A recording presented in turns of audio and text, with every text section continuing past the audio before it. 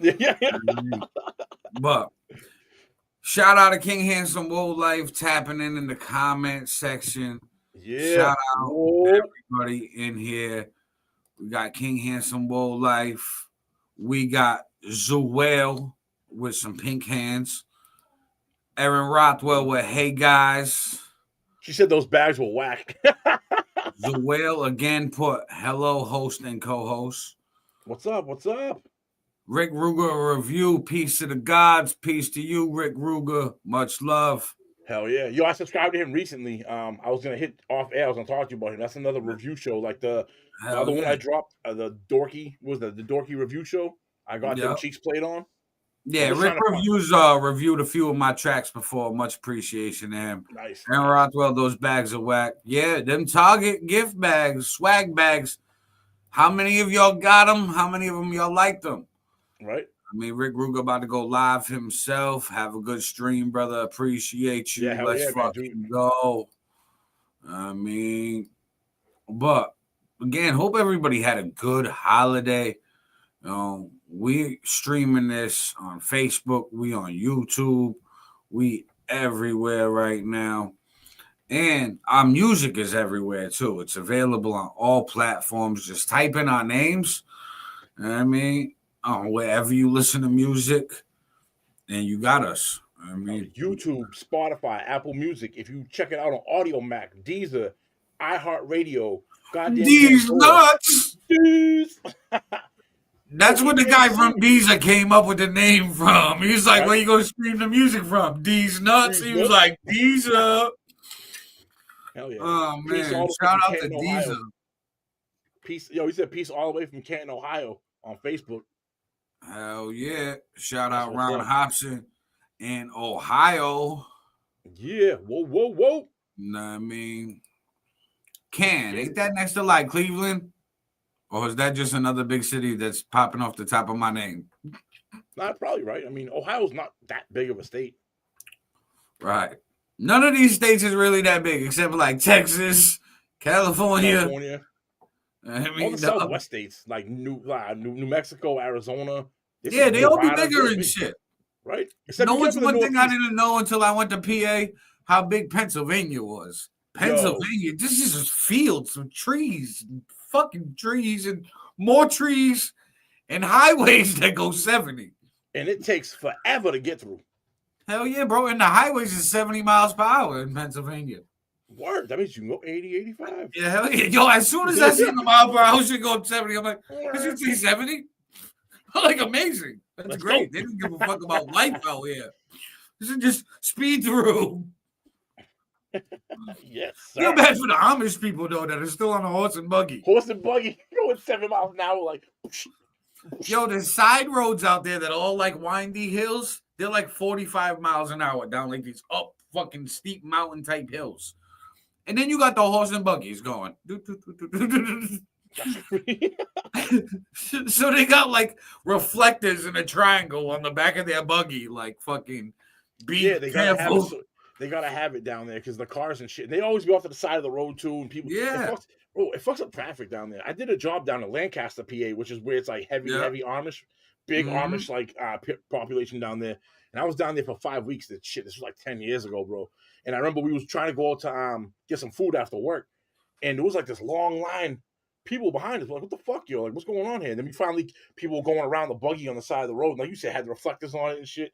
Had the fucking license plate. I'm like, this motherfucker's buggy got a license plate, bro. Yo, I seen a video of the Amish the other day moving a barn, right? There's this big ass barn. And I'm looking at it like, okay, how they gonna move this shit? And then like the video time lapse. And then you see like 10 of them standing over there looking at the barn, talking about, we're gonna move this, watch, da-da-da-da. And then there's 150 of them, 200 of them. Everybody's like shoulder by shoulder, and then they pick up the fucking barn. And then they walked it like 50 feet somewhere else. I'm like, yo, that is the illest shit in the world. You just have got everybody together, picked it up and moved it. What the fuck type of shit is that? Those motherfuckers are jacked too. Them boys are like, them boys because they be living in barns and shit with their neighbors. Them motherfuckers work all damn day. For real. Holy shit. I've been seeing videos of them dudes like doing construction work, man, and the speed and the quality you get from them, bro. You don't see that shit in the construction industry no more. Like not at the rate that they do it, to the good quality you get out of them, bro. Crazy. And If they I hand owned do a shit, construction company, I'm gonna try to hire a few Amish people to teach my workers. right? I'd be like, yo, listen, I'll pay y'all top dollar. I know you really don't care about top dollar because you're already rich, but listen, fucking teach my peoples how to make this shit great because your shit's amazing. Like, for real. But hold on, we got another comment from Ohio. Yeah. Shout out Cypher Sick Bishop in the comments. Cypher Sick. Yeah. Ron Hobson put it's 45 minutes west of Cleveland. Not bad, not bad. Yeah. And put you all could clean up the music side here during the Pro Football Hall of Fame festival in the summer. Bro. That's the fucking good idea right there. Okay. That's a real good idea. Nice Canton, Ohio trip. What's the dates for that? By the way, Hobson, if you're still in here, yo, what's the? You said during the summertime, right? When is it? June, July, August? Roughly, what weeks are they? Is it a 1 week? Is it a 2 week event? Send us some info on that. I would definitely like to. You know, we get on that now, being November, almost December. Gives us 6 months to plan, 5 months to plan. Definitely be out there. I like that. August 6th through the 9th. Perfect. All right, perfect. So August 6th is the arrival and the Hall of Fame game. August 7th is Leisure Day. August 8th is the enshrinement ceremony. And August 9th is Concert for Legends featuring Lainey Wilson. Who? Either way, fuck it. All right. Is that? It's probably an amazing person that's an artist, but I've never heard of that person. Me neither. It's not what I listen to. I would say it's probably outside the show. Yeah, it's outside the You're genre. not going to see Lainey Wilson in my fucking playlist. I'll tell you that right now. Somebody put a gun to my head. It was like, sing one Lainey Wilson song. I'm like, just pull the trigger, bro. I never heard of him. I mean, I don't know what you're doing. Erin said she's nice. Nice she looks. Yeah. Aaron Roth was a little drunk in the comments. Nice. She's nice to you, Luke Street. LOL. She's nice to you, Luke Street. She's nice to you, Luke Street. I'm on roast mode today, so let's fucking roast turkey. Hell yeah, yo. Hell yeah. No. Speaking of roast mode, right? Me and my foster child, Cassius Flow, back in the day, had a podcast where I used to do prank calls.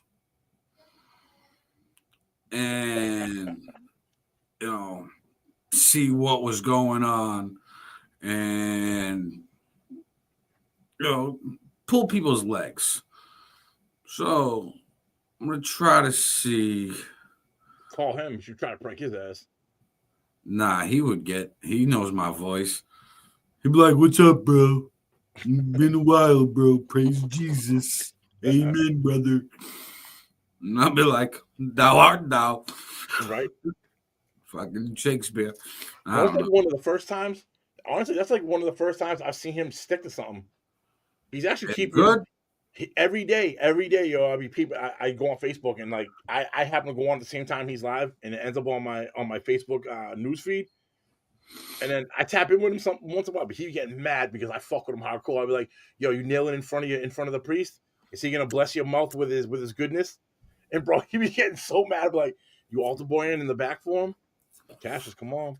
That's a great segue to what I'm about to do. I'm about to call up Adam and Eve and Seacock and see what's up with these people. Thank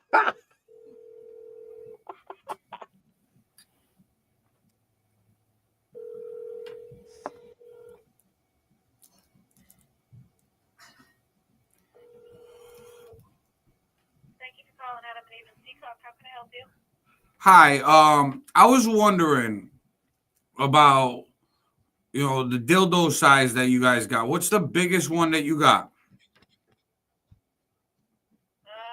15 probably. 15? God damn. You don't got anything bigger than that? I don't know. You'd have to come down and take a look. Oh, okay, because I'm trying to throw a party this weekend, and I need like 10 huge dildos. Well, we're open till 10 if you want to come down and take a look. All right.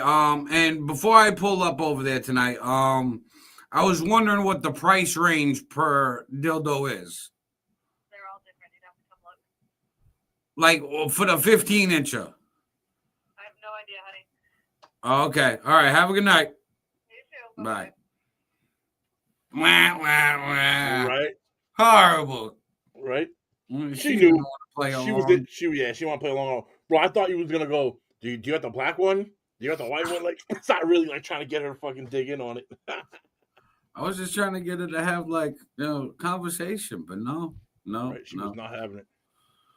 Fuck it, I'm gonna call up the laundromat and see if they found my lost thong.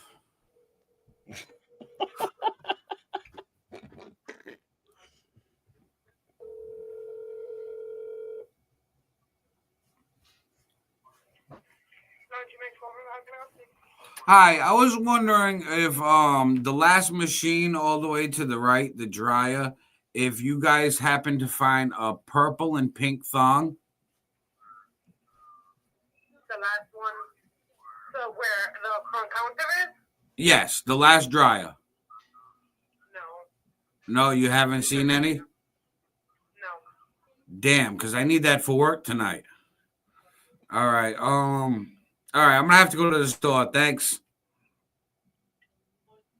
That didn't work either. No. People are like, I'm too full. I'm not dealing with it. Nobody's dealing with this shit. They're like, right? Nah, bro. I'm not doing it. Fuck. I remember one time I called up. I felt bad too. I called up this small market called Daul Market, and they sell hummus.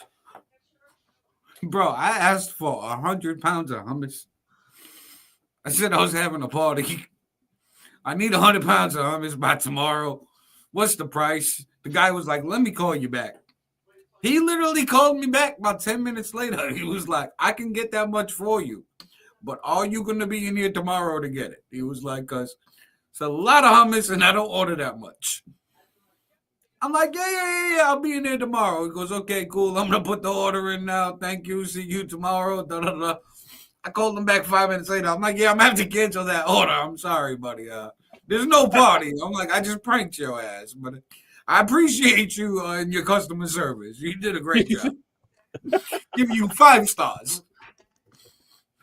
No, I mean, he was a good guy. Then I just tried to look up the number before Adam and Eve, but I guess they're permanently closed now. No surprise. The Amazing Sex Superstore in Providence. Yes, it's permanently closed online. I called it once with Cassius Flow, right? And we was doing the pranks and shit on the podcast. So he told me to call and ask for glory holes, right? So I asked if they got any glory holes. The guy on the phone says, no, they're illegal in Rhode Island. I'm like, them shits are illegal? That shit's a crime. Right. I'm like, wait a minute, hold on. And then he goes, but he goes, we do offer. And I was like, okay, what do you offer? He goes, ventilation shafts. I said, what the fuck is that? He was like, same thing, but not the same thing. Now I know why they're closed. Ventilation shafts. Oh, you gotta get clean airflow in there. You know what I mean? Yeah, exactly. I mean, you gotta put the holes in the wall. Make sure air's out. The owner's like, that's just for ventilation. That's all.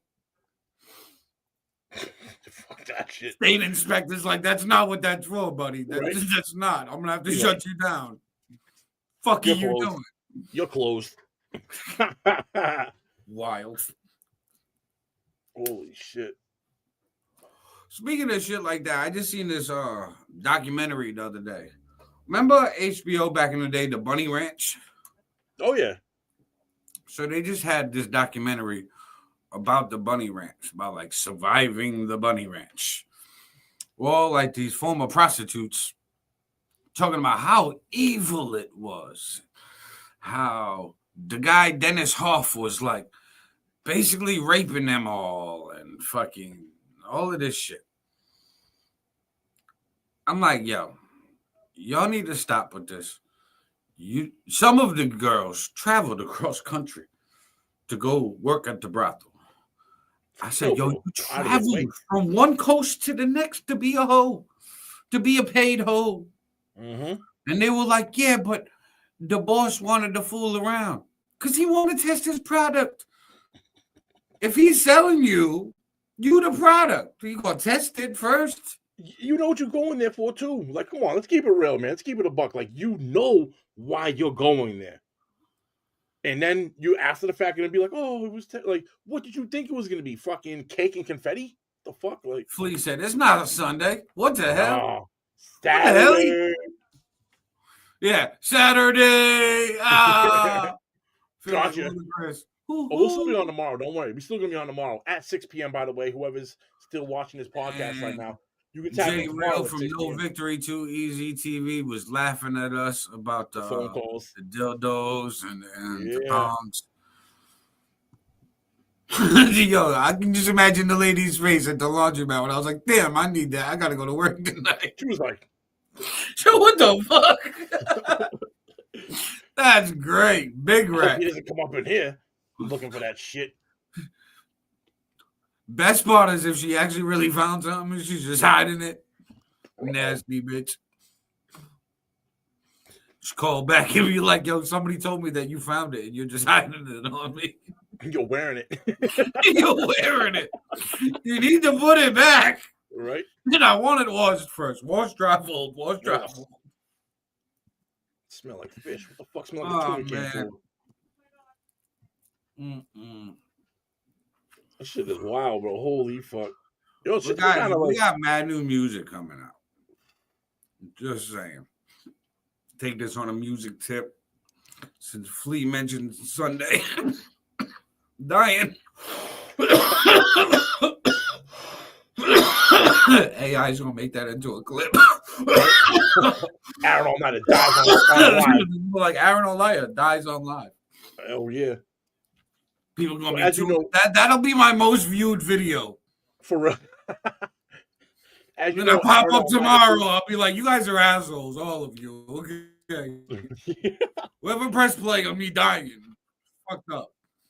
So speaking of music, we all know for the past 2 years, Aaron All-Nighter's got a Christmas song called Cash App Christmas. Mm-hmm. That's gonna be you can go find that with Christmas time coming up. Definitely go check that out. That shit's a vibe. That shit's a bop. Yeah, the official music video drops on the Aaron All-Nighter Vivo channel on December 7th. Nice. Yesterday, I just dropped a music video for the song called Vibes, available on Aaron All-Nighter Vivo. And I was doing weekly music videos from July every Friday to the end of the year. But from December, I'm going to hit y'all with different variations of Cash App Christmas. So every Friday in December is going to be a re-release, different visual for Cash App Christmas to keep the spirit of the season. Yes, the season. Yeah, I put up a video yesterday of like the Grinch dancing to it and shit. The Grinch was in like a car too, the slingshot. It was like a Grinch like twerking and shit to it. It worked perfectly, hit the beat perfect. I was like, hell yeah. Let's go. Like, throw my song on this. Right. Nice. I'm working on a track right now called Drunk Santa. If you know me on how I like to get funny with tracks, you know what I mean? Mm-hmm. Like, I don't get I do have serious songs, don't get me wrong. I have serious tracks, but a lot of my music, like Chubby, Dem Cheeks, is more on the lighter tip, sexualized. This one, I heard a beat from a producer named Anabolic Beats. I actually had this beat 2020. I've had this beat since 2023. Was going to do something in the year 23. Didn't do it. Didn't do it last year. and I was mad at myself about not doing it. So this year, actually, as a matter of fact, having a couple of days off from work, y'all, I've been in the studio pretty hard, pretty heavy last couple of days. So I ended up making a track called Drunk Santa. Santa Claus fucking up some gifts and shit. You know what I mean? He just not doing the right joint. Kind of. I don't want to say too much, but I'm gonna try to drop that, have that come out. Hopefully, if I can get it released, if I can get it uploaded this week, tonight or tomorrow, hopefully I get it out like the week of Christmas. That way I can bust that out for the week of Christmas coming in, have it come in heavy. Maybe hit that algorithm. It's like Bad Santa meets more alcohol. Yeah, yo, yes. Yeah, yes. That's a perfect analogy for that. That's a perfect fucking analogy for that. You know what I mean? Fucking, and yeah, so much music. Me and Fifth are working on an EP right now titled Who Am I? It's going to be more of some real authentic hip-hop / political talk, conscious rap. Yep. We just finished a song with CCX from Kentucky. Shout out CCX. Hell yeah. That track's so good. Just got finished getting mastered. That'll be up soon. Mm-hmm. We both have more in the works with CCX, so you're gonna be seeing a lot of CCX around us. Name. Yeah, know that name. That name is definitely gonna be popping off around us. And then me and King Handsome Woe Life got an EP on the way. Cheech and Chong for my smokers. Yeah. You're going to hear a lot on that one. I mean, Rapper Wee's on that one.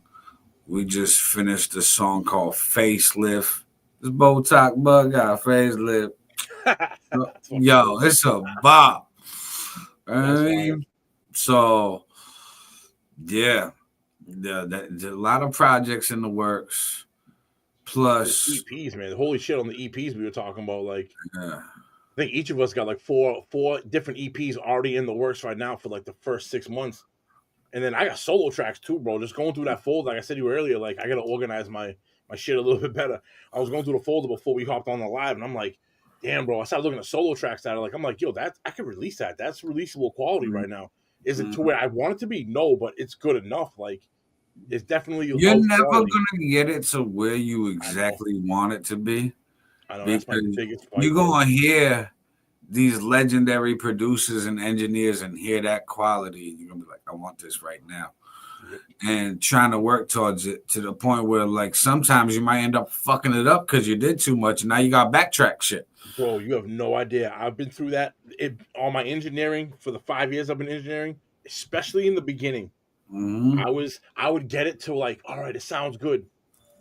Nah, I can do better. And then I end up fucking it up. And I can't remember every single knob turn to go back. You know what I mean? So I end up fucking shit up so many times. So now it's just like, usually now, at least for my method of it, is I get the vocals laid in how I want them. And then bang, I'll get the first mix out to sound at least of quality. Bring it out to the car. Listen to it on the phone, maybe a cheap speaker or something somewhere, then bring out the car, and then go, all right, minimal adjustments because of what you're saying. I've learned my lesson, bro, from fucking too much. Sometimes too much is bad. Like, it's a negative thing. And the other thing, like you're saying, too, is never, at least with me specifically, people that follow me music-wise be like, yo, I don't release nearly as much as you do. Because I'm so conscious of that, yo. And this is something that I have to learn. I'm slowly learning to get over. I look at it like this, right? If I release a song that's not A+ quality, but it's like a B, it's fine. It's good enough. Gets the song out there. If I see the song doing traction, growing, people liking it, I'll remaster that shit. So, like, I'm all about, like, let me release this, build this catalog. Tomorrow ain't promised. Let me get this out there. And then if something hits, I could always touch that up or get it touched up to the point where, like, okay, let me revive that and bring it back sounding better and all this other shit. So it's like there's a few that I'm already planning on remastering for a solo EP I'm working on as well. So that'll kind of be like a mini version of like my greatest hits type shit. Yeah. Bang on that one with a few new records. But put it where it's like I just look at it like get the shit out there. And the only reason why my mind's like that now is because of what we discussed the last time we popped up on a live, where like people asking me for years, like, "Yo, where's your music, bro? Where's your music, yo? Where can I find your shit? Yo, I'm trying to buy something. I'm trying to download your shit, trying to stream it." And I'm like, I don't You have don't it. have nowhere to give them. Yeah. You know what I mean? So it's like, while they asking for it, let me give it to them. The longer you have people waiting, people get impatient. They're like, "All right, next." That person Yeah, don't. you fall off their radar, and then it's even harder to try to scoop them back in because they Right. already gave you their shot, that opportunity, like that first impression with people. You know, that's huge. Like, look at all the like. I study hip hop music, so look at the runs in hip hop. Who had some big runs and what they were doing? Like Lil Wayne, when Lil Wayne first came out, but when he blew up in like 07. Yeah, like Carter 3 and forward. Yeah. That year, he fucking was everywhere. I think he had like 100 something features that year. He was on a song with Fall Out Boy, okay? He was with Different everybody. genres. And then I remember that. Lil Wayne was like the feature. Yeah, him working with everybody. He was the feature king. Bang. Then next thing you know, he was up. Now a whole generation's putting him in their top 5. Rightfully so. He deserves that, Right. though. Same with like a run that Drake had. Drake was a feature king too. Drake was just, I mean, for people, whether you like Drake or not, you gotta hand him his flowers and being like, that man has been on the fucking Billboard top 10 numerous times, bro. That man drops heat. Now, whether you like it or don't like it, you gotta respect the fact that he's been up, and he's been up for a long goddamn time. I think the thing with Drake that's tough, right? And this is where he loses a little respect, but I still give it to him because he makes hits. He got an ear for songs. So most of Drake's songs, we know that like Drake ain't the biggest songwriter. Like he'll write his own shit, but he is known to have ghostwriters that do songs for him. Oh yeah. Well, he got the flows too. Right. He got the bag to buy this shit as soon as he hears it popping. Yeah. So like Triple X and shit. Like remember early in his career, he was tapping into that SoundCloud era before it was blown up. And grabbing certain flows out of it and then bringing it to the mainstream on his platform. Which same thing he did with Controller. And then one dance. I need a one dance. He was like, "Oh, Afro beats." He's like, "Cool. Who's the guy who's popping right now? Popcorn? Okay, cool. Let me do something with Popcorn." Took the Controller song from him and then put the guy who's on the original Popcorn's. The Controller song was Popcorn's. Drake took it, made it his song, and then put Popcorn on the remix. Like, bro, how you gonna put him on the remix when it was his song? You're on the remix, bro. Yo, he looked at dude and was like, "Listen, this is gonna be a mega hit if I do it. You can eat off this on the back end on a remix, and even the numbers on the remix are gonna be 100,000 times more than what you're gonna pull on your own." Exactly. Most artists are gonna do it, especially with the climate, the way the climate is. I mean, let's look at the bag cooks. So Popcorn, like, listen, and then the more successful Drake became over the years, the easier it was because he had a bigger bag and you already knew the song was gonna be a hit. So like when Quentin Miller was writing for him and shit. Fucking Quentin Miller, that boy can rap his ass off, but he'll never have a solo independent career because of him writing for him. I mean, so hold on, I got a random call and I'm answering it on live. Oh shit, here we go. Hello? Hi, did you just call laundromat missing items? Yes, I did. Okay, I believe I found it. You found my purple and pink thong? Yes, I did. Oh my God! Thank you so much. I needed that. I got work at 8:00, and I didn't have time to run to the store. All right. Can you put that aside for an Aaron? All right. See you soon, baby. All right, thank you. Bye.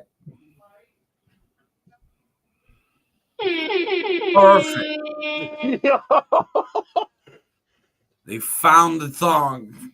Bro, this Go is to a work 2-part now. reel. This is a 2-part reel. We gotta cut this so that you catch the beginning as part 1 and the callback on part 2.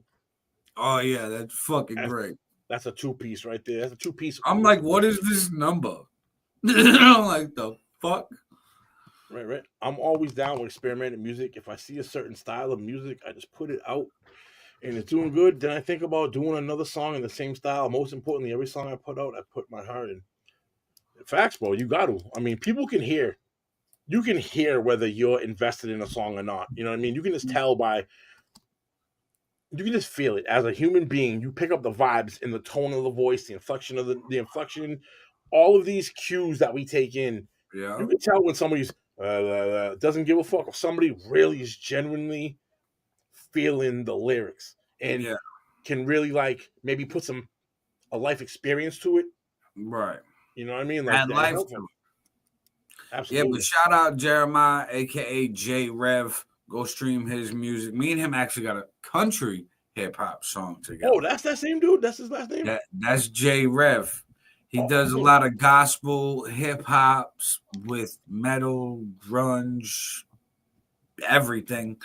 Like he just experiments. If you're looking for something different, if you're looking for something different, and you're like, yo, I'm sick of the same old same, and you want something different, definitely go people with J Rev. That's J-REV.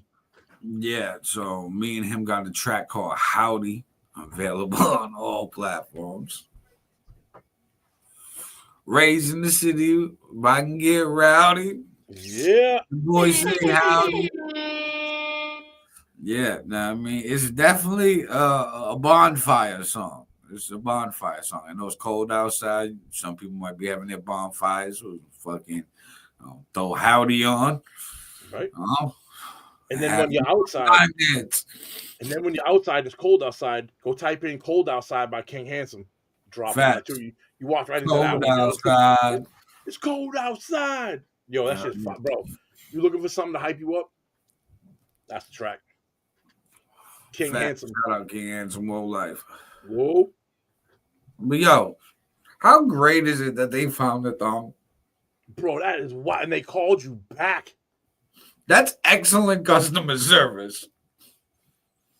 And how random of an item is that? I made sure it was random. Purple and pink. For real, right? And then they found it. Yo, do you think they really found it? Or do you think that they were talking, co-workers were talking like, yo, that was a prank call? And they call them back and see if it, and they called you back and you just confirmed it? Yeah, that's exactly what it was. They pranked me back. Bro, oh man, I know this is all impromptu. I swear to God, if we had a camera and you walked in there looking for that shit, just to see the look on their face when you walk in, like, I'm here for it. Oh, I'm here for the fucking shit. They'd be like, what? What in the fuck? They're like, so this white dude with a beard walked in looking for the thong. Really looking for that shit. And that'd be even more funny. Like, bitch, I need to go to work. Then she's like, yeah, it's right here. Holds it up, be like, I take it and walk out. Okay, thank you. You gotta own it. You gotta own the whole thing. You get rid of it when you leave, but you gotta walk out the building with it. Facts, yo. J Red, I love hip hop music. Hip hop is my favorite music. I have a jazz, blues, country, industrial metal. I just put out a song that has a mix of rap, metal, screamo, and opera called "Rise of the Crown." Go check it out, man. That is quite the smorgasbord of the music genres altogether. Yeah, he said rap, metal, screamo, and opera. Sundays is laughing. Paulie Styles. Shout out Paulie Styles, Sundays podcast show. Hell yeah. So, yo, definitely go check that out, too. Right now, you see that channel down there? Tap on that channel. We got episodes on episodes. Aaron All-Nighter has joined us recently. He's now a staple of this podcast. So, it's myself, Aaron All-Nighter. It is Paulie Styles. Once in a while we get John. Once in a while we get New Hot Weapon, and my brother Hammer is going to be coming back on the show. I think next episode, I think he's coming back on. So we're going to have a full squad back up. But hell yeah. Hell yeah. That's on all platforms. Sundays podcast show spelled that way, except for TikTok. TikTok don't like Sundays. No, they don't like what Paul says. Even fucking YouTube's a little mad at the Sundays channel right now. I be putting clips up. I be putting the clips up from Sundays that the program makes and put on TikTok. Oh, they don't like that shit. No, bro, we get in trouble, bro, every time. So I gotta make sure I gotta watch the clip before I upload it, and I'm like, all right, is this one that's TikTok acceptable?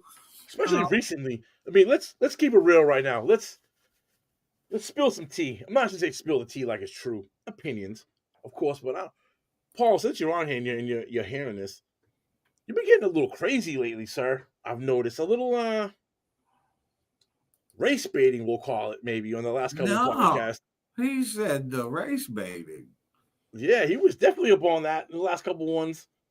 Let's just say this random What's Up world, we have went from music engineering tips, 15-inch dildos, glorioles, pink and purple thongs, the Sundays podcast show, new music and EPs, holiday talk, and Black Friday deals. Bro, for real. This is why you come to this channel. This is why when you see these channels go live, you tune in, because you just don't know what we're gonna give you. We're gonna give you a little bit something of everything and anything. Who knows? He put no. Okay. We just gave a moment of silence for that bullshit. J Rev says Roger Payton. It's on all major streaming platforms. Yeah, J Rev's music. What the fuck is that pink thing? Is that an alligator? Is that a trans alligator? Right, bro? Paulie, what are you doing? That's a male to female alligator. Now, Paul, is this your way of publicly coming out of the closet right now? Are you giving us the exclusive drop on the Paulie Styles coming out of the closet as trans? I'm so lost to what that fucking emoji is. He's the household. I'm so lost to what that emoji is. It's never seen. Yo, it's on YouTube. That's fucking thing. No, that's a YouTube specific emoji. So when you go into YouTube and you hit the thing, they have their YouTube ones before you get all the smile emojis. They have their own 9 or 18 of them or whatever. I just YouTube thinks it's special. YouTube thinks hey. Okay. Well, game over. Oh shit, that's a different one too. Right. Fancy. Yeah, it's the YouTube emoji. I think it's great that we went from 15-inch dildos to gospel, country, screamo music to fucking Amish. You forgot about the Amish people. You know what I mean? Moving bonds and shit. Lift things up, put them down. Hell yeah. Oh, I gained a sub off this. Yes. Bro, I've done this. Subscribe, follow, all of that shit. Otherwise, I will kick your dog with a fucking rock. Ooh, especially if you're on YouTube. Facebook is one thing. Facebook's a little easier for us to navigate. This YouTube fucking landscape is crazy. Bro, I'll say this. Ever since we got this new thing on StreamYard, I've probably gained 19 subs in the last 3 weeks. No cap. It's every time we go live. So we're talking about the truth. Is race baiting? No. The wording. Yes. Yeah. The wording. Especially in 2025, wording gets people's pants moist. And yeah, moisture. That's gonna be a clip itself. Just us going back and forth, going moist, moisture. It's gonna be like the most uncomfortable word. No, but Paul, I get what you're saying. I know where you're going with this too. Like if it's free to talk about anything, it's free to talk about anything. However, that's not reality. Unfortunately, that's not the world we live in. You know what I mean? In a perfect world, yeah, you're right, but in reality, it don't work that way, bro. Like I there's just see something that things stacked against relates to people. this. Like nursery rhymes. I see some. It was the dark history of nursery rhymes, and they were talking about so in London, like "Ring Around the Rosie," for example. Oh boy, "Ring Around the Rosie" is about a plague that hit London, that hundreds of people died. So what would happen? You would get a red circle rash, and then a dark red circle around it. That was the ring around the Rosie. They said that it was airborne by stench, bad smells. That's what they were thinking. So they didn't realize that like the virus is airborne, whatever. They were just like, oh, it's got to come from like bad smells. So they would take pockets full of posies, flowers, and walk around with flowers in their pockets.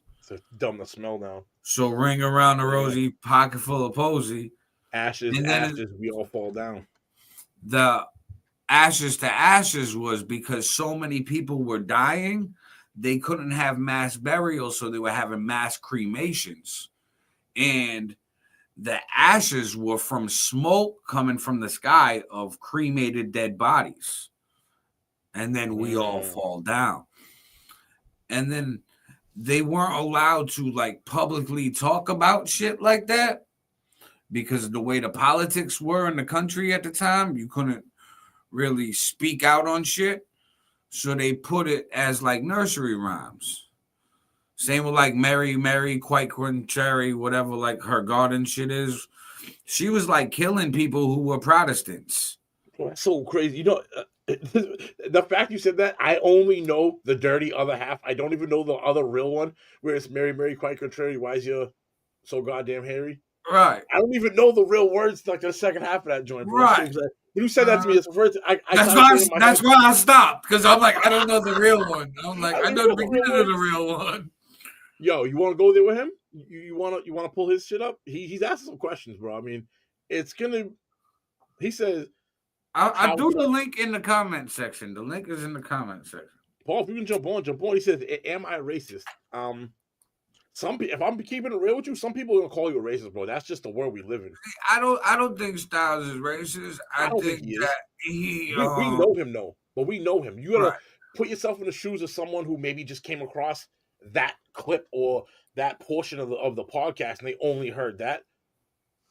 They may have to call him racist. You know what I mean? Right, like the wording. It's not the 90s, like.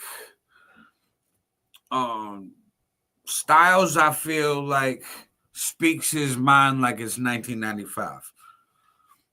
And like jokes and talks like it's 1995 with the same type of humor and style. Some people, that's still funny as hell in 2025. But for a good chunk of people, they got super sensitive to that. You know what I mean? That's why, I learned. Now the question becomes: Is that? No, you're 100% right when you say that. I'm gonna use myself as an example for this, right? So Styles don't feel like I'm fucking with him. I almost got banned, boycotted, fucking protested against all this shit.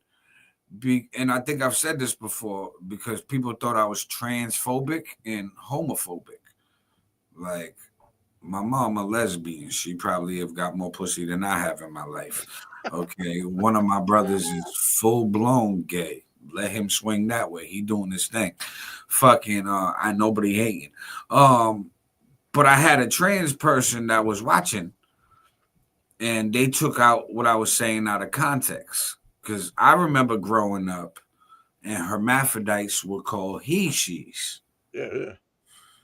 So me being a lyricist and a wordsmith, I was like, why has there never been a she, he, or a shim?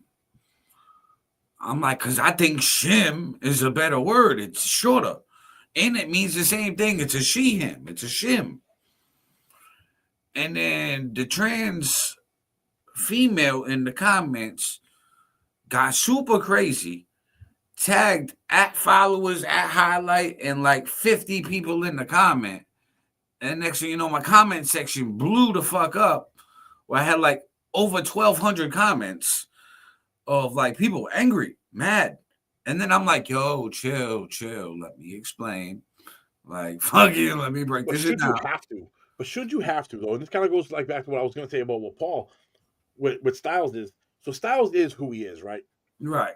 Is it up to him to conform to today's standard, or should he be allowed to still act like him, and these other people, they have to learn how to deal with it? Because the way I look at it is like, that's a double-edged sword, because if you're interacting with the outside, you gotta like play by outside rules. So it's like us doing this social media shit, right? I look at it like this. There's a lot of things I don't say, and I censor myself like a lot. You know what I mean? But I know that what I'm gonna say is gonna either ban me or whatever.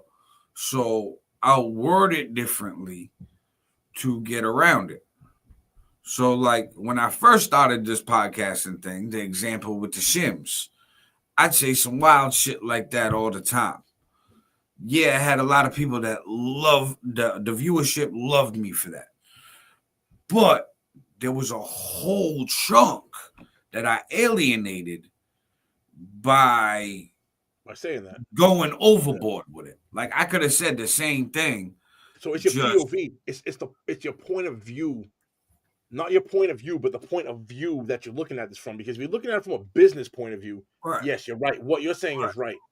But if you look at it from like a First Amendment point of view, First Amendments are gone. I say this all the time. We lost First Amendments as soon as they gave us First Amendments. I mean, social media popped out, because now social media, I think, is the biggest cataclysm of this, because of what you're saying.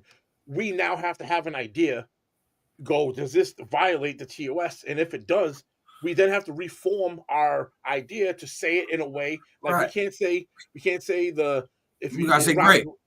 You gotta say grape. You gotta say like unalived. You gotta say certain things in order to get your point across. Mm-hmm. And it's kind of stupid, you know what I mean? Because like I look at it like this: if I have freedom of speech like we do, right? It's good.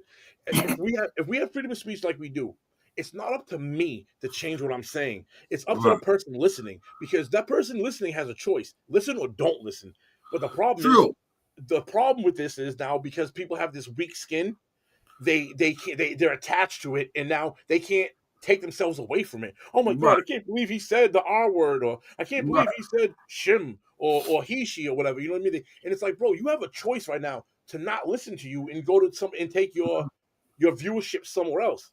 Right. But no, you want to come at you for saying some shit. It's like, bro, this is that slippery slope. Like, honestly, I thought the shim shit was hilarious when I said it. I'm like, I struck gold with the shims. I'm like, this is going to be a thing. Hashtag shims. I'm like, Kim Kardashian got skims. I'm about to make this shit viral with shims. Right. Fucking great. I'm like, no. They hate me now. I'm like, listen, fucking ladies, gentlemen, I don't know what you all fucking, don't be mad, all right? But that goes back to like what you're saying right now. Like, is it up to me? So me and you are all together. Say we're walking down the street, someone walking towards us, and I'm like, we're both like, hey, how you doing, sir? Because it looks like a guy, but it's really a woman. Why is that on me to try to figure your shit out when you present yourself? It's like, that's not on me, bro. It's not like. Right, but then I look at it like, if they're like, no, I'm a female. Okay, my bad, miss. My bad, ma'am. I keep it moving. So, like, I'll say some shit, but why should you even have to, though? It comes down to that, right? We shouldn't have to, but it's the reality we live in. Yeah. So, like, if I already know that we in the Matrix, you gotta play Matrix games. Like I tell people all the time, like, otherwise they're gonna limit you. Like, we all say this freedom of speech shit. All of these social media platforms are privately owned. None of these amendments we have mean shit to the fucking social media platforms. Because they're private. Because they're private entities. Yeah, they're not a utility yet, which they should be. This is how they're skating around this. Double-edged sword, because if they are, that's even more government propaganda. If the government got a hand in it and gives us freedom of speech on these platforms, it'll be an illusion because they'll be running the platform. So it'll only be what you still say what you want. You can go on there and say R word, N word, W word. You say whatever you want. Right, but they'll program their algorithm to push their narrative. Oh, of course. Instead of they'll program the algorithm. They'll program the algorithm to limit your reach when you say keyword this, keyword that, keyword. Right. That, you know what I So mean? they'll shadow ban you the same thing these sites do. You know what I mean? So they'll do the same thing, but the government will push more of their narrative on a site that they control by giving us the illusion of, hey, you guys can say what you want. Like, motherfucker, I know I can't say what I want. If I look you in your face right now, fucking whoever running the social media sites and say, fuck you, suck a dick, eat a herpes 30 days. During the outbreak. Nope, 30 days gone. Bye. Yep. Sorry. Huh? What just happened? Now you're demonetized for a year, by the way, too. Right. They've already did that to me. So it's like after getting demonetized for a year, I'm like, wait a minute, hold on. This ain't making sense. How do I play this differently and still get my message across, still be authentic to self and get it out? But that sucks, though. But that sucks because now you've dumbed yourself down because when you were being you, which was captivating the people, and you were rising above the rest, becoming like your own entity, they whack-a-mole you down, bro. You know what I mean? Right. And now you down here like, if I go back up there, I know what to expect. All right, so now I got to try to do A, B, C, D, E, F. Yeah, the only way to really combat it would be to make your own website and direct traffic to your own website. But that's the most difficult thing because without the financial investment of marketing your website, your website's going to get drowned in the trillion other websites that are out there. So that's why these social media sites are huge. So the best way to get around it, in my opinion, is to build a website, get your social media traffic, put your URL in all your posts. And push your traffic that way. Yes. You got to. But that's a long work. And then you can say whatever the fuck you want on your website because nobody's going to shut your shit down. That's why they got the Discords and the Patreons and shit. That's where, like, you'll see these censored type kind of podcasts. You'll only get like the limited milk toast version of it. If you want the real, when they talking about shit that you can't, like them boys that you can't talk about, you got to go, like you're saying, you got to pay the $2 or $5 a month to get in their Discords or whatever. Right. Yeah, but even that soon is going to start getting influenced because they're becoming popular. They're becoming powerful. It's a never-ending game because you're right. It's a never-ending game though because when you always got to find the new outlet that's ready. So the new one gets too big, they whack it down. These guys there's a business opportunity to start over again, and they do it. It's a never-ending fucking recycling symbol. You know what I mean? Like they already. That's why, like, a lot of artists moving over to Patreon. So you pay for the real shit. Yeah. Paul Star said, I'm your Huckleberry. Here we go. Black and brown people can call white people whatever slang terms that they want to on social media. That's weird, huh? Now, let's keep it real. Somebody's going to call that comment racist, but if we're being fucking honest, the kid's right. True. The kid's fucking right. I mean, let's be honest, bro. Like you see all kinds of people saying whatever they want about white people nowadays, and there's no repercussion for it. But if a white person does blackface or says any kind of even remotely close to racial thing, it's like blown the fuck up. You know what I mean? Like it becomes crazy. And the people, the black and brown people I've seen that try to talk about this, they all say they're like, well, white people, you know what I mean? Like you were racism for so long and slavery and da-da-da. And I'm like, bro, this is 2025. I get it. There was some fucked up shit that happened a couple 100 years ago, but I'm sorry. Your mama and your grandpa ain't never seen slavery in their life. We're talking 3 generations. That means 3 generations of I've never owned a slave in my life at all either. Right. So why am I being accused of something that happened 150 years ago? Like I had any control. The narrative that's being pushed is programmed into these algorithms to get pushed more to spread the message because these social media sites are lobbyists for these politicians. Hey, let me make billions of dollars with these sites and controlling society. And I'll say whatever you want to the people. I'll program it so they all see it in their newsfeed every day. Mm-hmm. Don't worry about it. Like, yo, if I was Elon Musk, right? Which is to cause what, though? The equal sign to what you're saying. Let's give them a conclusion to that. Why do they do that? The equal sign to that is division. Yeah, they have to divide. It's divide and conquer. That's the only way you actually govern and control by people. race, by gender, by religion. You'll see all of those three majors right there. If you understand those three majors and you start looking at the propaganda they push, you'll see it. Whatever propaganda lands under one of those. It's either they're pushing racism, or they're pushing, Christian versus Muslim, or they're pushing man versus woman, or anything and everything in between. Like, all right, this is a hot topic, right? But we was talking about shims and skims earlier. Fucking I'm trying not to laugh when I say that shit, but it is fucking hilarious. Anyways, the drag queen story hours with the kids. Too far. I think it's too far too.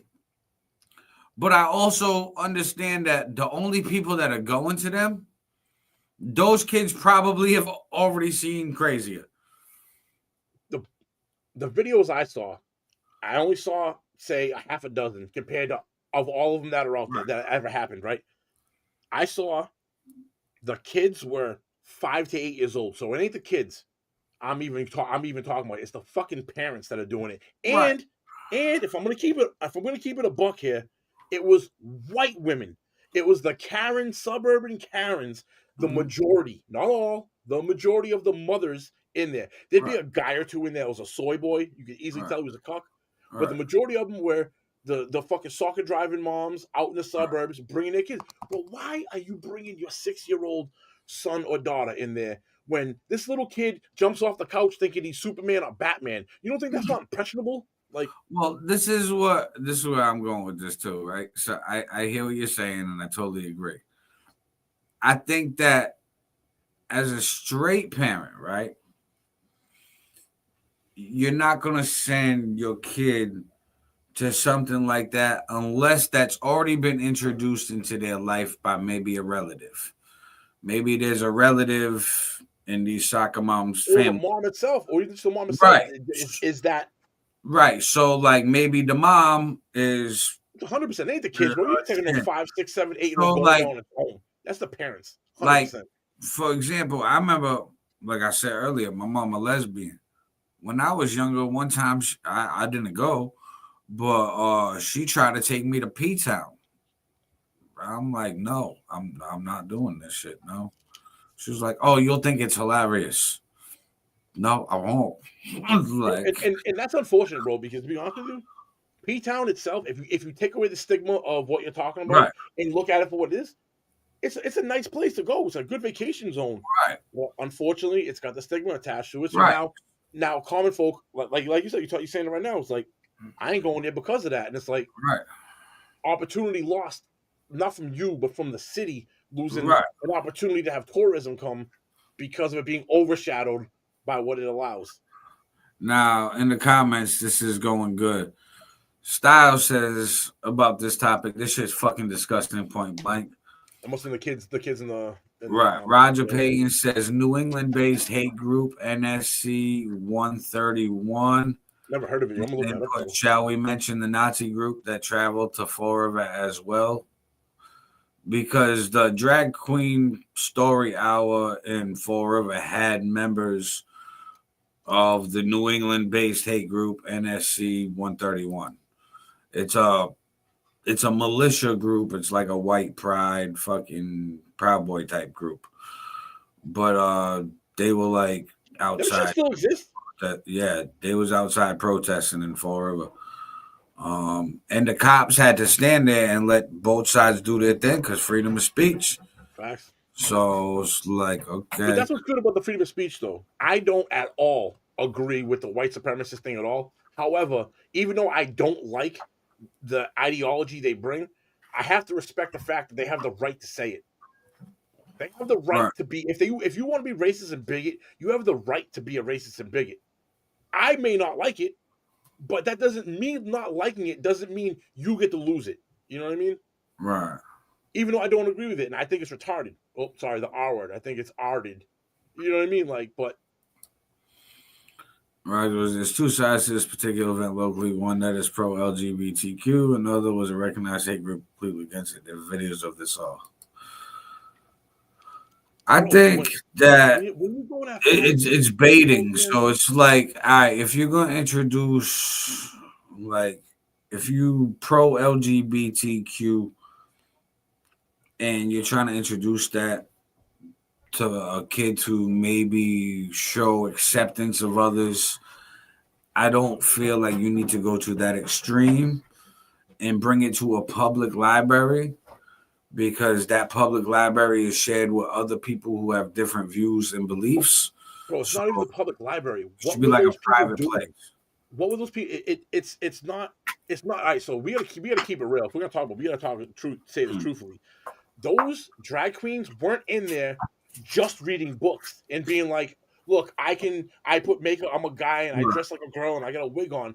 I've seen videos, and multiple of them, bro, double digits worth of videos of them twerking and shit, sexualizing the kids. That's the problem. It'd be one thing if they went in there. That's way too far. That's way too far, bro. It's one thing when you want to go in there and be like, all right, listen, I'm this. We're gonna try to normalize this. Let me read books to kids, but kept it at a PG level. Bro, they were in there twerking and shit, bro. Like teaching people how to do. I'm like, what? No, this videos of 6-year-olds. Mom, this soccer moms I'm talking about giving dollar bills to the kid to put in the G-string. Why are you dressed in a G-string at a library in front of 5 and 6 and 7-year-olds? Like, what do you? Let's keep it a buck, man. Like, that's some pedo shit. Like, no. I think there's always going to be people that exploit shit, and that's human nature, right? So there's those people that are like certified weirdos that are gonna take that as an opportunity for them to be a weirdo. And then there's the people who are just, like you said, just introducing themselves, how they are, and reading a book. I don't want it in a public place that's tax paid for.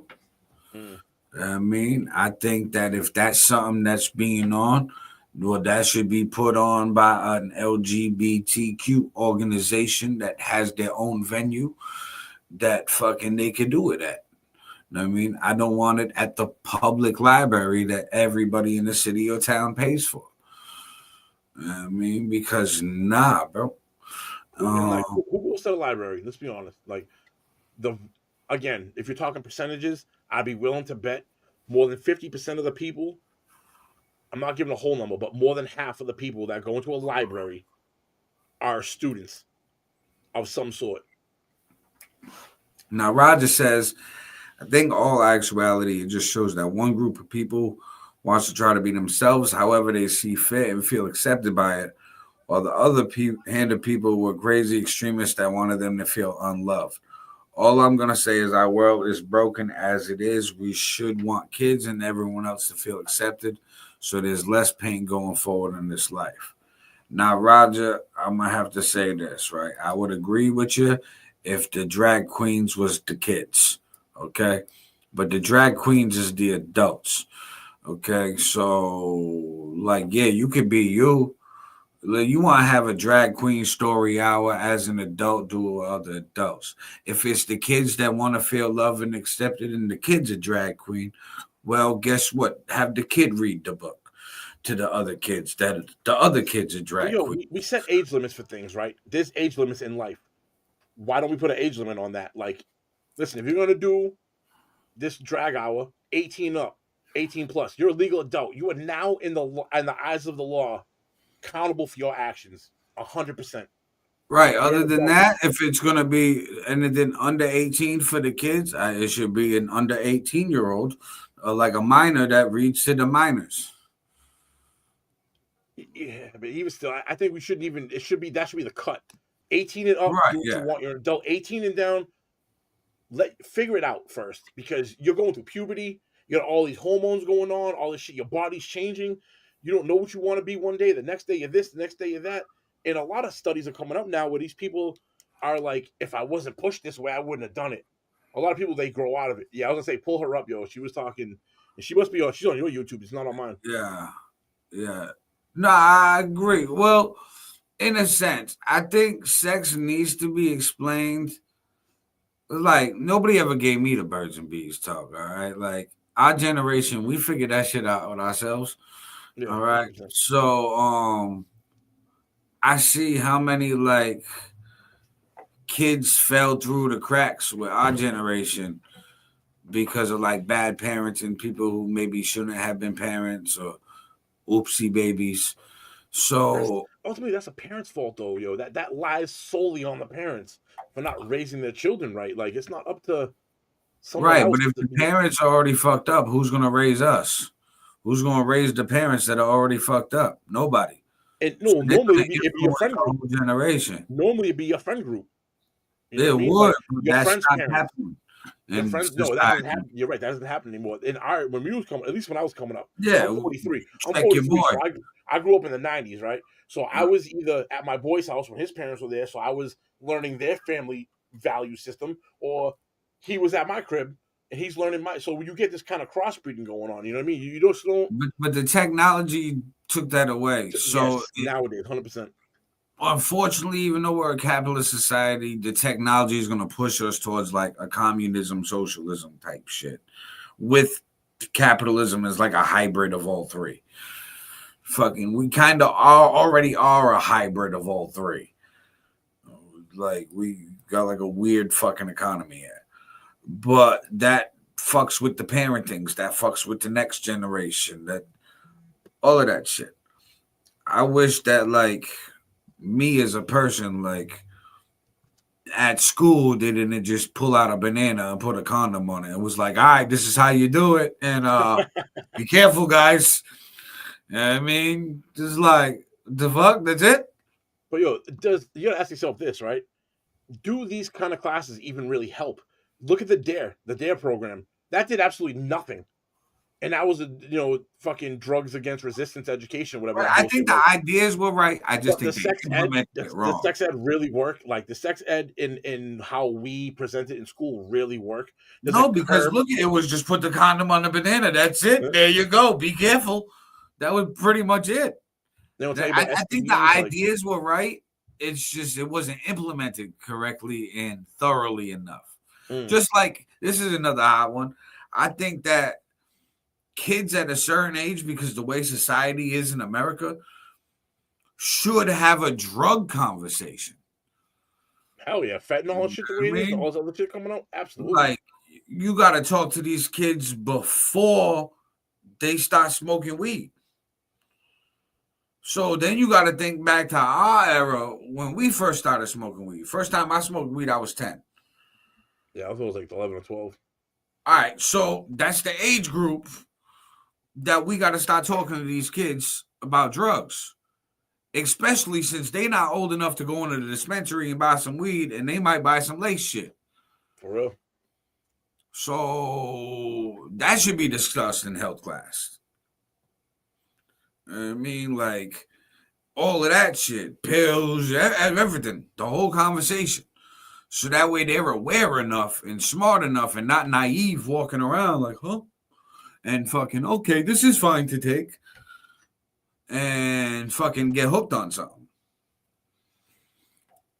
I think that it does give the public schooling system more control, but I think that it's the same control that they already have, just different curriculum. I mean, just like tweak the curriculum to today's day and age to what we need. And I mean, ideally in a perfect world, yes, but like with me and you have talked about many times on other episodes, don't want to. That's not the goal, because and it's not the goal, and you can see it's not the goal by what they're implementing. It just like you said, Rockefeller wanted drones for people.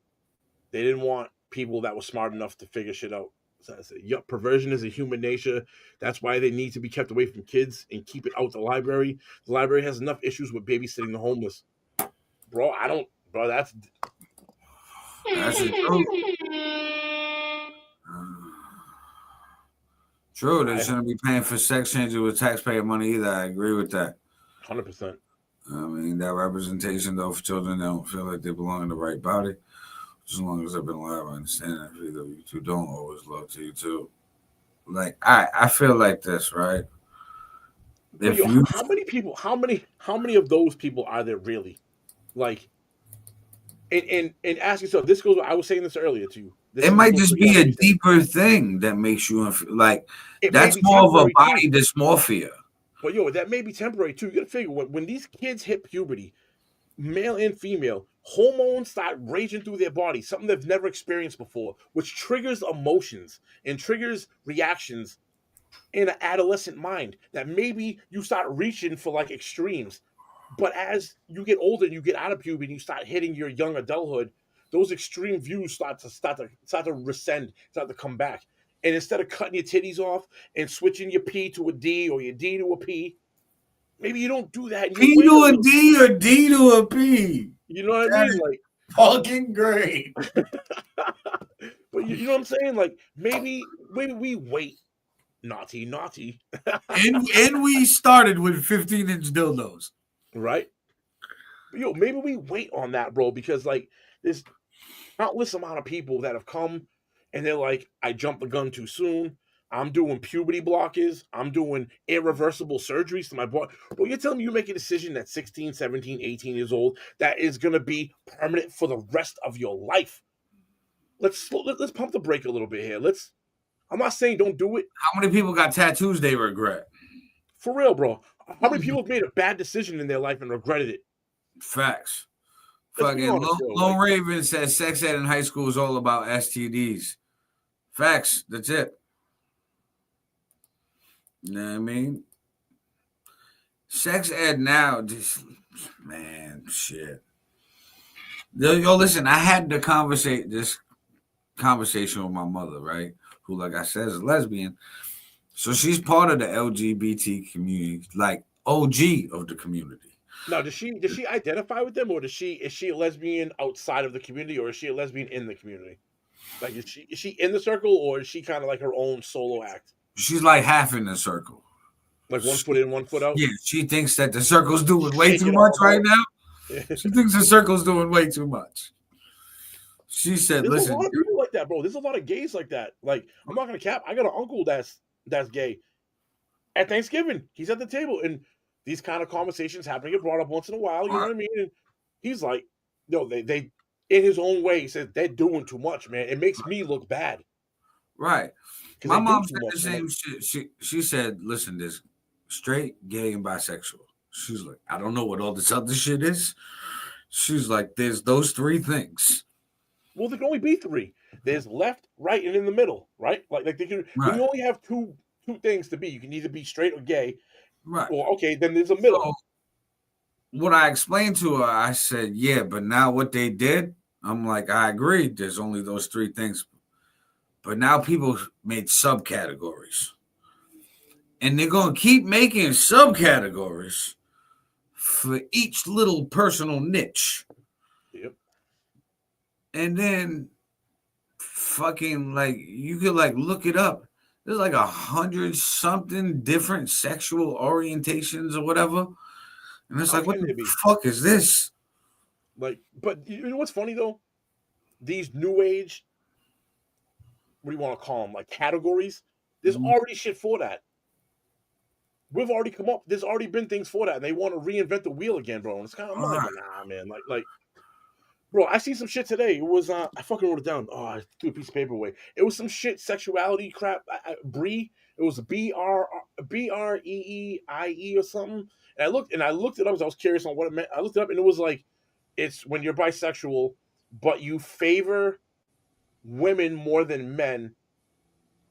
You're okay with a stud woman, but you kind of shy away from masculine men.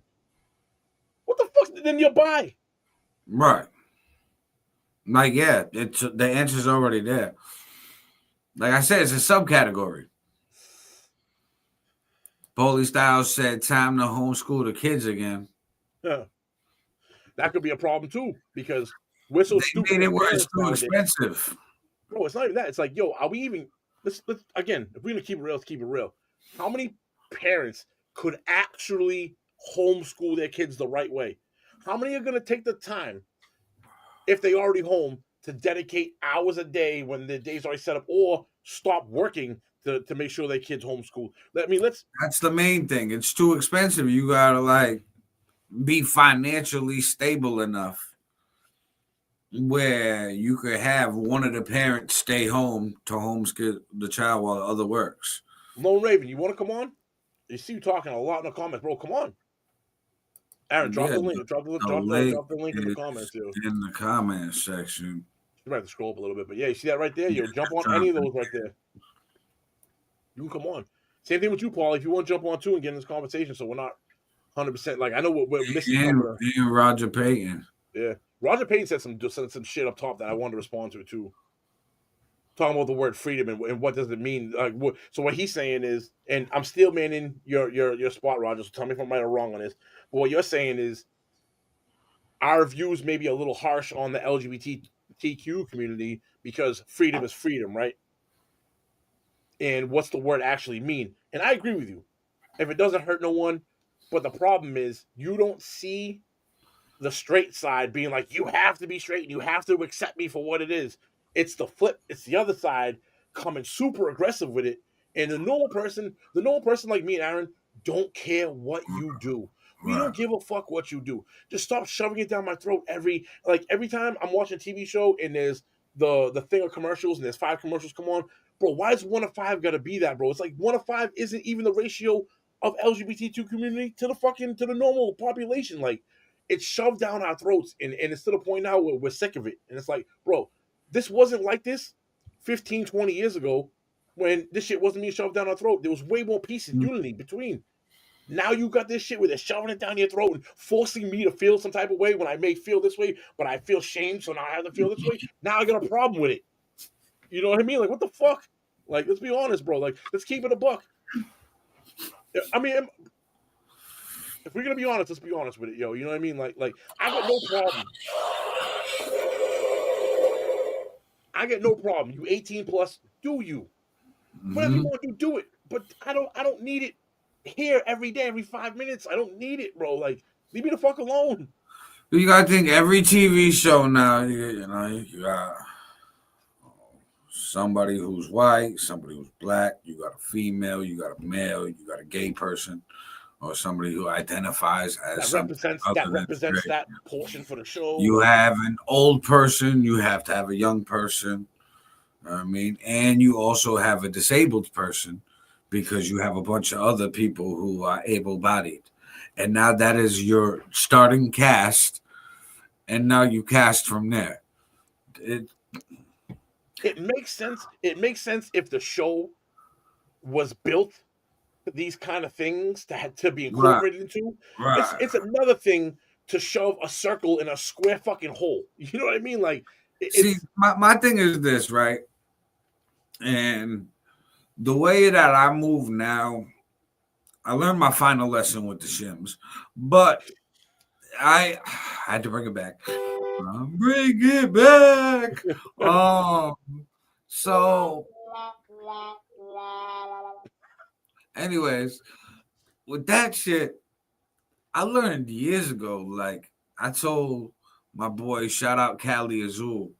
I told him in 2014 when I met him, I said, bro, it's the Matrix out there. I was having this same message 11 years ago.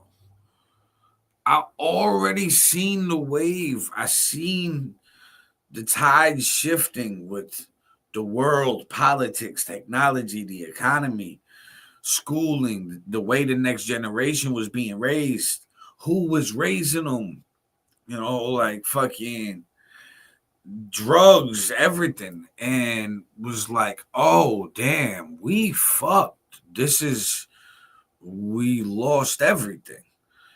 So, like, I learned that my freedoms was gone then.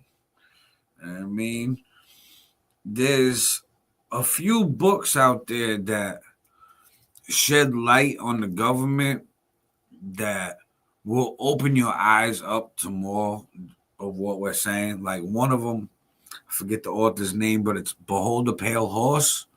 I've heard that. It has a bunch of like transcripts, released files of all wild involvement shit that the government's done over the years. A bunch of crazy shit. You read them books and then mix that with a 48 Laws of Power and 33 Strategies of War, and you can see how these people have structured. Your brain starts thinking like them.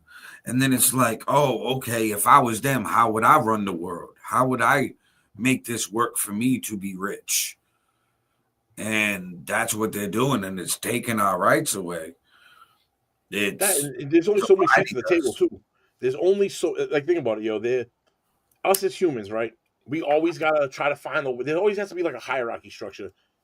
And as much as we do have in this world, there's only so much. So think about it. If you have if you own half the pizza, why are you going to let someone else come from the bottom and take a slice of yours? You're not. You know what I mean? So there's only so much. So the system's designed to allow a few at the top to dictate to the rest and not allow us to get our nose above water. You know what I mean? It's designed that way because there's only so much. And at this point, that so much is a lot. So these motherfuckers are like living life. I get it. There is enough to trickle down more, and they're not. And that's the problem. They're not releasing enough of it. Enough of the water isn't coming down to us. You know what I mean? They're holding the majority of it because, but you can't have everyone at the table. Because everyone's at the table, then nothing's worth anything.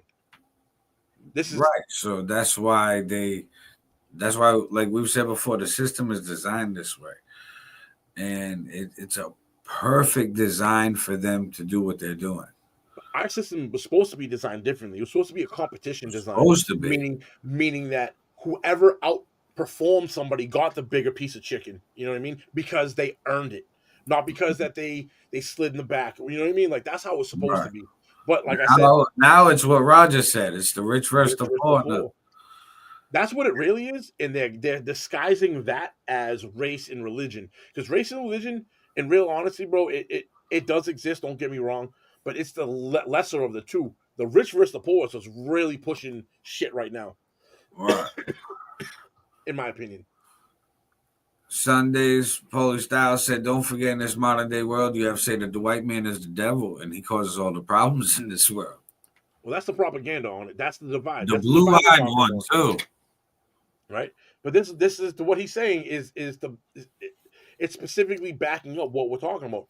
In order to get white people versus black people, or white people versus Puerto Ricans, or white people versus Asians, or white people versus anyone, right? Or it doesn't have to just be white, doesn't need to be the center. You can input white, put any ethnicity there. It's designed that way to cause lines in the sand. Because as a whole, they can't stop us as a whole. But if they took the whole and chopped this whole into 1,000 fucking pieces and then decided to take one piece out at a time, we're going to allow that to happen. But they can't come at us at once to remove the whole as a whole. That's why they pick at us and get us to divide with all these different things, and it's all cracked all over the place, and then it's done. We fall apart. Any strength we have as citizens and as a country, it's gone. It's gone. Humans. Then it's just the power that's looking at the crumbled pieces like, okay, we run this shit. Cool. Now they're not strong enough to take us down. Peace. Let's go to lunch. Exactly. We'll do whatever we want, and we're just going to keep siphoning the resources up top from the bottom up. Styles said the great divide in this country happened when half of us started to not know how to tell someone what a woman is. Partially. Yes. Partially, yeah. I think it happened way before. I think that started a long time ago. That was another one of the things that was picked to cause a divide. Yes. That a lot of people just like hook and focus on. Like Styles, Styles, go on his YouTube and look. The links on his. He said drop the link, but I don't have the link to give him. The link should be in the comments section. No, but he's in my YouTube. Your YouTube doesn't pop. Your comments don't pop up on mine. He has to come to your live. All right, yeah. Pop over on my live and it's in the comments. Yeah. I didn't know I was white until high school, okay? And I'm a mix of stuff, too. My white was always, like, British and shit. I missed the 90s. I missed the 90s, too, but I'll be honest with you, man. this is something I always say. How did we? I know how, but I'm saying this as a just a fucking Technology. thing. How did we be? Think about the '90s. I was in high school and junior high in the '90s, right?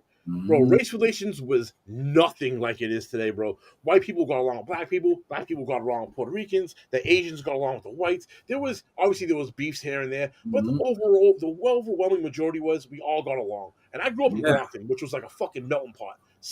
Very similar to Fall River, very similar to New Bedford and Taunton and Boston and all these major cities around here in Massachusetts.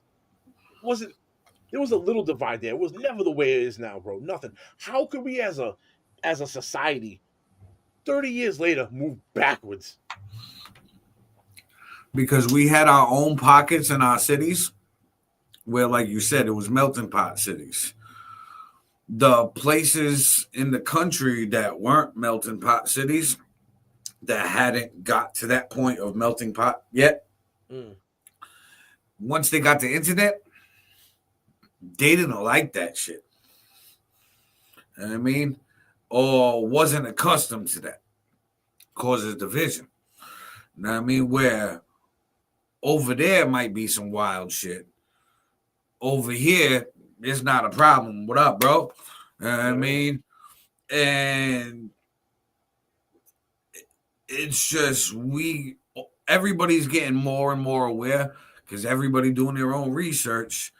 I think it's going to be this boiling point turmoil shit until the whole country gets like internet access and has actually like done their research on like the history of the country and all this shit. And like, well, you're right. Here's the problem with that though.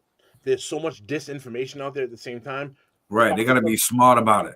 Pockets of people are going to go down rabbit holes and form their actual like inner structure of how they think around bad information, and then they're gonna have bad opinions. Even though I shouldn't say no one's opinion is bad, but you know what I mean? They're gonna have a basis, what they're drawing their opinion from. The base, the crux of where they get it from is gonna be built off wrong material. Right. And this is you see it with the internet now. And we know this because they censor your information now. You only get when you Google search or something, or you Bing search, or you like GoDaddy Duck, whatever the hell that shit is. You go on there and you type in something, the top page, because they know more than 90% of the people only scroll the top page. That whatever those top websites are, you're gonna click on one of them 9 out of 10 times. So if they know, if I just present them what I want them to know, maybe not the truth, but how I want them to feel, they'll click and they'll dive on it. Very few actually go second, third, fourth, fifth page on a Google search. Like I forget the name of the app, but there's one app I seen it on like the Long Crime Network and shit. It tells you when you like on the app, it tells you what news stories lean what way. It'll tell you if it leans left, if it tells you if it leans right, it tells you if it's down the middle. Yeah, they have them joints. Like even that PBD podcast that I watch all the time, the Patrick Bet David joint, his fucking website does that. He'll bring up so you can get one subject, hit all three, see where the circle the informations cross each other, knowing maybe there's some truth there. This one's saying it, this one's saying it. Right. And it's got to be. Chances are it's true, right? Like, yeah, that's the internet evolution of news. So we just threw spaghetti at the wall for a while, and now we figured out, okay, let's find a place to get the middle news algorithm to AI to program it like this, and now we can siphon out what and give you whatever side you want. You can read what the left's saying, read what the right's saying, or read down the middle and figure out the truth.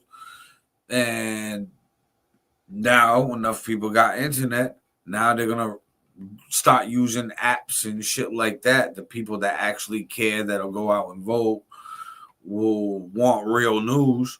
They'll do that. Beyond the people that read the headlines. There's a lot of people that read the clickbait headlines and don't actually get into paragraph 2, 3, and 4. And what I'm seeing from the people that I watch a lot of independent news on YouTube. Like I very rarely go like mainstream media for anything. I'll do it if there's like an assassination or a shooting because their coverage, they're like there.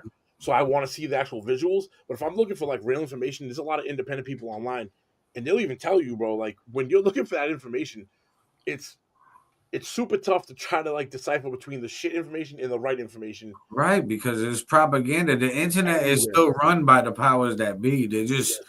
giving you this huge source of the information and the needle in the haystack. They're like, oh, the truth is out there, but find it. Yeah. It's like, what the fuck? Now, switch this up a little bit. Roger Payton said Diddy most definitely met Jeffrey Epstein. Listen, Diddy rubbed Jeffrey Epstein's nut on his nipples, okay? Thought it was baby oil. That right there is a clip. Oh, my. Yo, did they though? Did they actually do? I mean, it's almost impossible for them not to because they're so aligned. But did they actually link up, you think? Maybe there was competition. I'm Googling that. Matter of fact, I'm Googling that right now. They might have been competition, you know, like Diddy versus Epstein.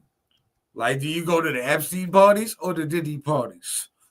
Which side do you swing to? I mean, there's no confirmed evidence or publicity releasing information that Sean Diddy Combs and Jeffrey Epstein ever met or socialized. While both individuals have faced serious sex trafficking and abuse allegations, in both cases have involved powerful and wealthy circles, they are largely associated with different social and professional environments. Oh, yeah. So there was competition. There was McDonald's and Burger King. Oh, yeah. Yep. I mean, there was like, nah. Do you go to the Diddy parties or the Epstein parties? Or the Harvey Weinstein parties? What parties do you go to? I mean, horrible. Wow. Roger Payton, or so we know. For real, that's just what the internet's telling us. Facts. Like I said, that goes exactly what he's talking about is getting beyond page one. Google, DuckDuckGo, Bing. Mm-hmm. When you search something, that first page is going to be, when you ask that question, they're already tailoring their answer to you, knowing from what you're saying, right? So whatever websites they're giving you is what they want you to dive into, which is how those websites paid to be up there. That helps. That's what forms your opinion, though. You go on this website, and then let's say like you're even someone that's half skeptical, and you go on the first. I'm gonna hit the first three. You're still on the fucking first page. You're still getting. Now they're doubling, tripling down on you, bro. It's evil genius. If you can take yourselves out of our shoes and put yourself in their shoes and look at like how I'd want to control someone and how I'd want someone to think that they're thinking on their own, but they're really not. I'm really planting the seed in some like Inception movie kind of shit. Bro, it's evil fucking genius, man. Diddy was Jeff's bitch, okay? Jeff was way higher up. Diddy handled the music industry mostly. Jeff handled different money, said Lone Raven 56. Facts, bro. Let's be honest. Epstein Files had the Prince of England on it, bro. Yeah. And some Saudi royals. Well, like I said, there was McDonald's and Burger King because Diddy had one of the other princes. What was it, Prince Harry or something? The young one that's going bald. Did he? I thought Epstein was. Yeah, he had the princes at one of his parties. The young ones. Yeah, no. I'm sure the royal family. You know how they get down, bro. Them Dubai trips. Have you seen some of the girls that are coming back talking about the Dubai trips and what they do to them over there? Bro, they be taking dumps on their. Hey, I give you 20,000. I take shit on your chest. Yo, but these girls are gonna do like documentaries in 5 years. Oh, they're so traumatizing. But they're like, yo, 20,000, send it. Like, bitch, you still did it for 20,000. 2 stacks right there, 2 bands right there, like in your face. These girls are like, I'll take a shower afterwards. You know what I mean? Yeah. Like, now I know if you were Sundays dude. If you paid him 20 grand, you probably shit on his chest if you wanted to. Paulie likes that kind of stuff. Some government secret agent shit. For real. That's the real reason why the files haven't come out yet. Well, yeah, because they're saying that there's like former CIA directors, there's FBI directors, there's people in Israeli prime ministry and fucking their intelligence. So you got world intelligence that Epstein had. So. Bro, what we're going to get, because this has been the publicity it's gotten and it's been dragged out this long, they're going to find a way, because we've made us as a society has voiced our voice and said, we want these fucking files. And they know they have to do something or we're going to keep nagging at them. It's going to get worse and worse and worse. They understand this. Just my opinion on this.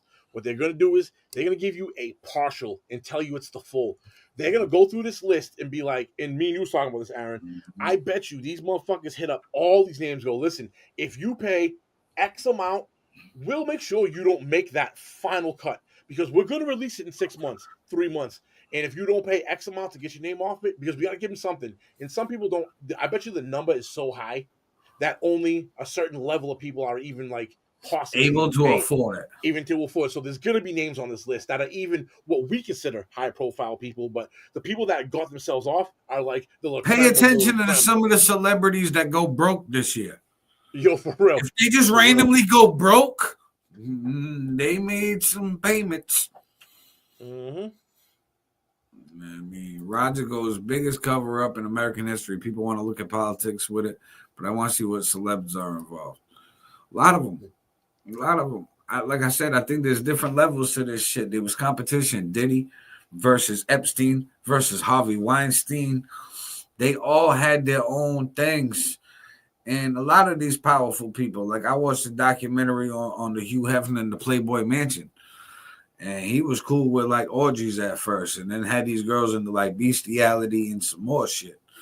So it was like, damn, bro, you just abusing your power. It's sick to say that, but if you really look at it from like a timeline, it almost makes sense.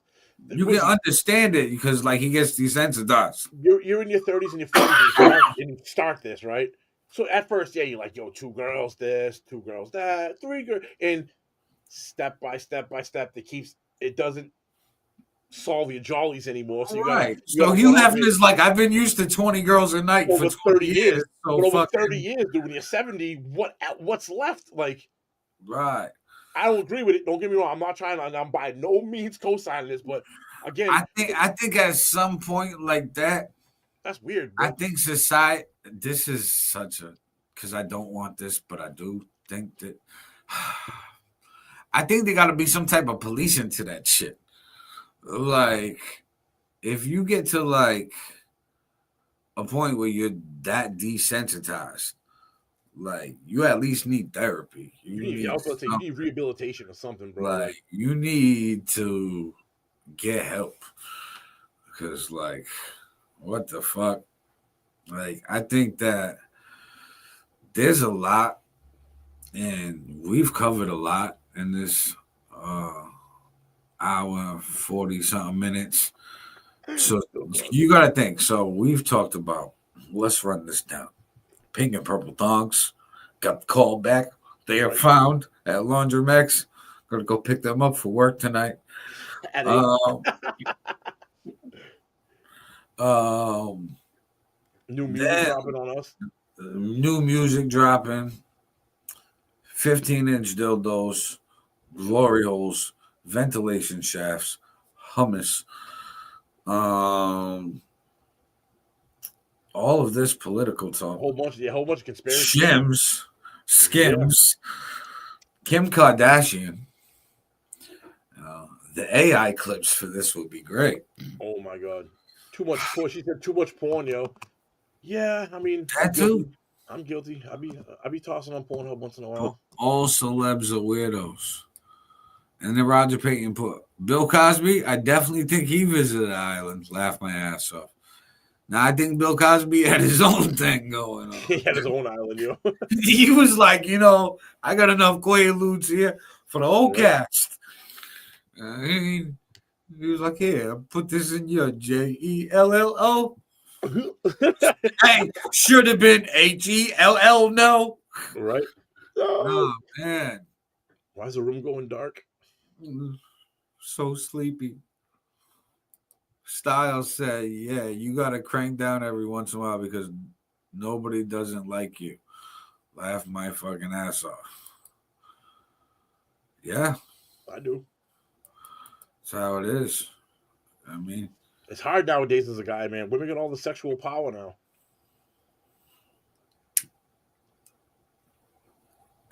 Let's go, damn society. Dildos. Let's go, dildos. Dildos. 15-inch one too. Yo, you know what was wild, bro? She knew that she was trying No, to it's gonna be hilarious when AI Yo. chops that into a clip. There's no way And the she didn't whole know the clip. price. Listen, Viv, there's gonna be hilarious when AI chops that into a clip, and it's literally just dildos on the screen. Me going dildos, Yeah. and then you going 15-inch ones too, and that's it. Bro. You know what's crazy though, like, bro? That broad, she knew we was up to something because tell me, out of all the toys that they have there, dildos are probably the most popular toy. You don't have a price range. She didn't give you a price range, bro. Right? You Yeah, like, she wasn't playing games. She was like, "This is a prank." Yeah. She must get pranks all the time. That's got to be like a common like prank place. Bro, I know when I was like 12 or 13, I called up fucking, it was in Brockton. It might still be there today. I don't even know. It was called Stan's Adult Video. So I called and was like, doing answer, hello. I was like, do you have Monster Melons 3? And the guy would be like, yeah. I'd be like, how much? I was like, $14.99 DVD at the time. Or you know what I mean? Or the VH or the cassette tape. And I had the phone laughing, dog. Like me and three of my boys. This is when you had like regular phone phones. My boy would be on the other line and could hear. Well, that's where I had brought it from. That's where I brought it from. I'm like, I used to do the same shit. Yep. So with my foster kid, Cassius Flow, when me and him had the podcast at EBM, I was like, yeah, this is gonna be hilarious. I'm like, especially on a podcast, because like nobody's doing that. I'm like, fucking great. And yeah. Stans. Yeah, he knows. He's a Brockton boy. Stan was right next to the gun store, right? Bro, that shit was it was in between Main Street and North Montello. I think it was like in that block right there. That's a great like location. I mean, just as an outsider seen by the comments, Stan's the porn store. Yeah, he knew right next to the gun store. Bro. That place was legendary, bro. That place was legendary. You can bust the nut or bust the shot, whatever you want to do. Whatever store you want to bust from. Yes. What the fuck? Right. Shit. Lone Raven. What topic did you miss, Lone Raven? The dildos? Yeah, before you jumped on, he made a prank phone call. Lady was not having it. But shout out to Laundromax in Fall River on Stafford Road for finding the pink and purple tongue. We will begin to grab shortly. Yeah, that was great that she called back. Lone Raven, we used to buy weed pipes from that store, from that porn store. Wait a minute, you from Brockton? Like you know Stans? The world is from Brockton. Bro, it's wild, yo. Oh shit, okay. But guys, this has been dope. We just came on to say what's up, world. And every time we do this, it should turn wild, bro. It does. Nutty, bro. I love it. Because like we do some wild random shit and it's always fucking random. The topics are dope. And the fact you guys interact with us and we talk about what you guys comment on and bring it's a community conversation, man. I love it. Absolutely. And you're gonna see us tomorrow. 6 p.m. tomorrow. Write it down, put it in your watch, go to your phone and all of that notification. Get that notification going. And tomorrow's the pop-up, right? Yeah, tomorrow. So tomorrow's gonna be a similar to this. Yeah, very similar to this. And if you want to join, you could just pop up with us and talk about whatever, like this. You guys want. That's why we call it the pop-up podcast. Whatever you guys want to talk about, it's on you. So that one's scheduled. This one we just really popped up on y'all and just said what's up. But we're gonna chop this into clips. This is gonna be great. And everybody, make sure you follow, subscribe, share this out to your news feed, share this in groups, tag people in the post, tag people in the comment section, put @followers, @highlight, @top fans. If you're an admin or a moderator of a group, share this to your group and put @everyone. So Styles, share this to the groups and put @everyone in the post. It'll tag everybody in the group. It's highly appreciated. Thank you. to everybody who does that. Plus, shout out to everybody who's been in the comments. Go follow Sunday's podcast on all platforms. You can catch us on there. And also go stream our music on all Yes, platforms. right here. Go on YouTube and type this in. It's your boy Fifth right here. I'm actually live on this right now. I also have a page. I got 169 subscribers. Let's hit fucking 200 by the end of this year. I don't have crazy dreams, realistic, but 31, we can do 31 in this month. Let's get it. So if you want anybody's page, jump on here. Also cross over, hit Aaron All Night. Who are you streaming live on right now? I'm streaming on the Aaron All Nighter Facebook page. I'm streaming on the Forever Experience YouTube, and I'm streaming on Hip Hop Everything Podcast YouTube. Nice. So if you popped up for this tonight on the Hip Hop Everything Podcast, or Forever Experience, listen, Forever Experience comes back next summer, and I'm coming back with a vengeance. All right, y'all done fucked up. And Hip Hop Everything, we do that every other Sunday. We also got the Hip Hop Everything interviews. We got Lone Soldier coming up on December 7th. Make sure you check that out. And we got multiple EPs on the way. Me and Fifth got an EP in the works called Who Am I?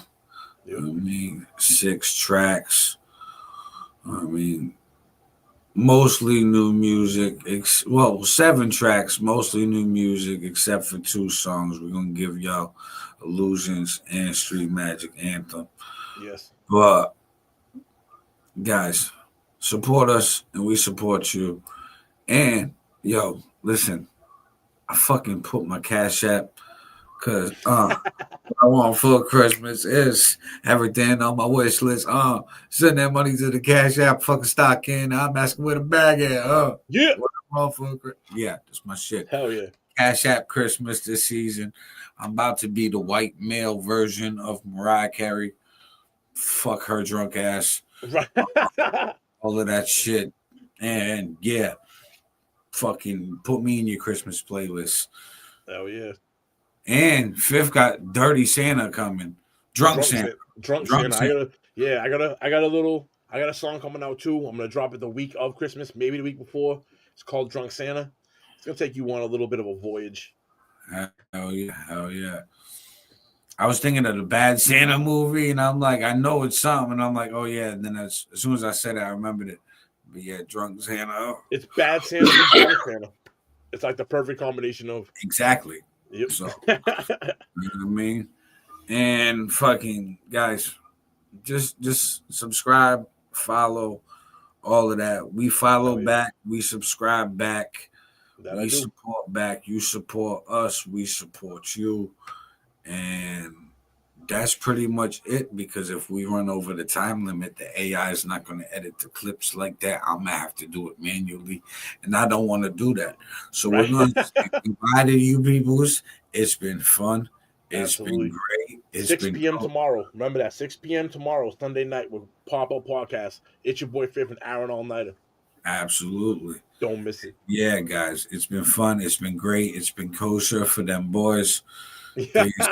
Love and monkey grease. Yeah. Monkey grease. Where'd I come up with that one?